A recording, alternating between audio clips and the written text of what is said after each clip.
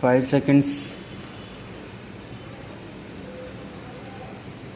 Madam, when I heard the statement made by the Honorable Home Minister and when he made a reference in it to the local touch, I really thought that his statement would apply some balm on the wounds inflicted on Assam.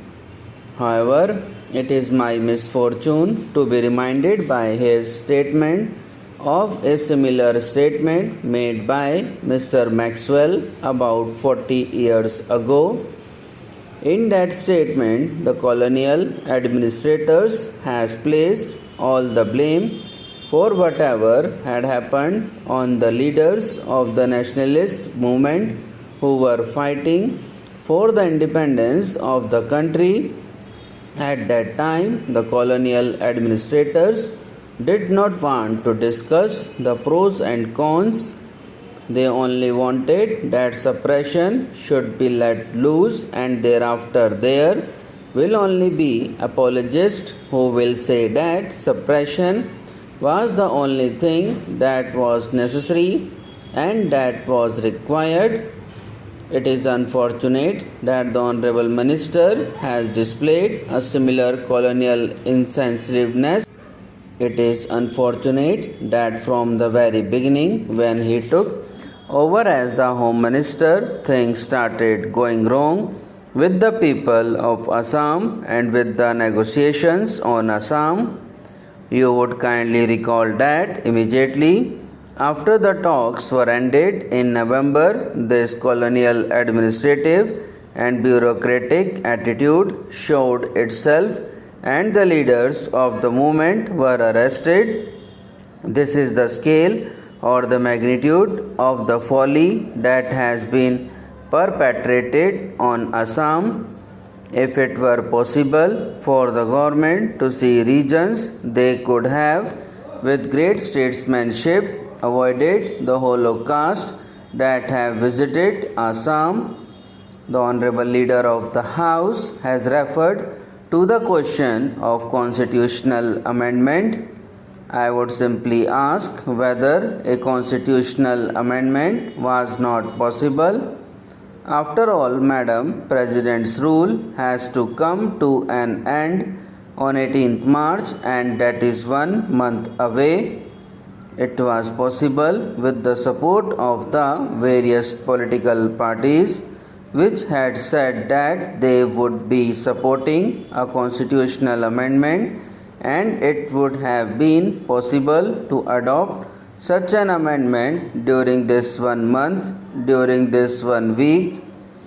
I do not know why this eventuality never occurred to the leader of the House or to his government. The Honorable Home Minister has said in his statement that the prolonged agitation in Assam has generated an atmosphere of bitterness and distrust and distributed harmony amongst different sections and groups. I do not agree with the statement at all. My friend talked of democracy and ballot. He said that the ballot was free.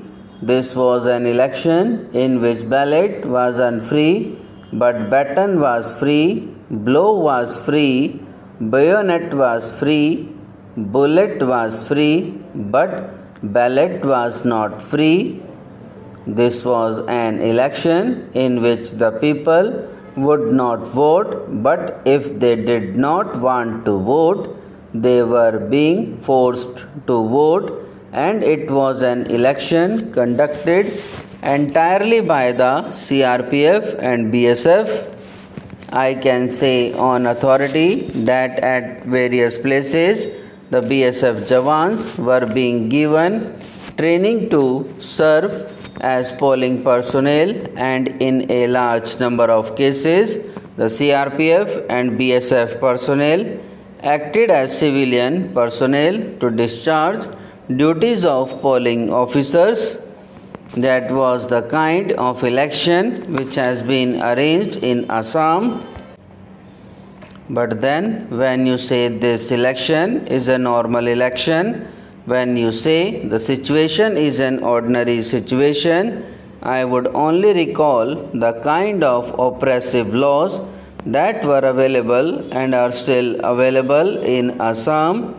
Who does not know about the Special Armed Forces Act? Who does not know about the Disturbed Areas Act?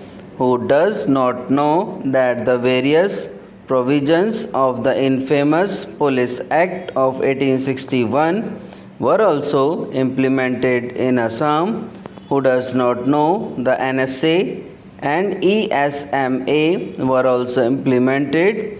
Who does not know that there was the executive magistrate's orders by which anybody who was an executive magistrate would be discharging the duties of a judicial magistrate, so that the independence of the judiciary was given the go by, and does not know that any person could be given the responsibility of acting as a police officer or police personnel, and if he or she says, "No, I won't do it," he or she would be fined or sentenced otherwise. And there was press censorship. On the one hand, you have all these oppressive laws, and on the other, you also promulgated Section 144 all over Assam, and no meeting can be held without the permission of the authorities, and the authorities would not permit it.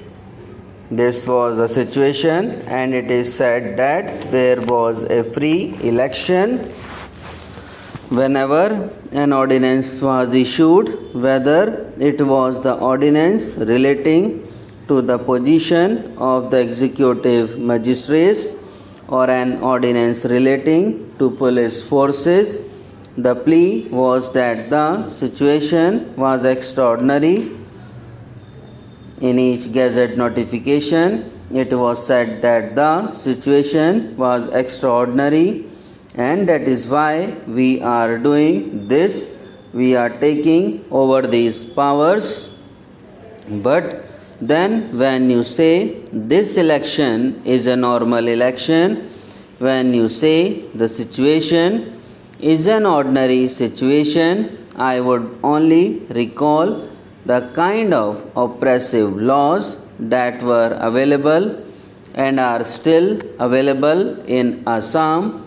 Who does not know about the Special Armed Forces Act?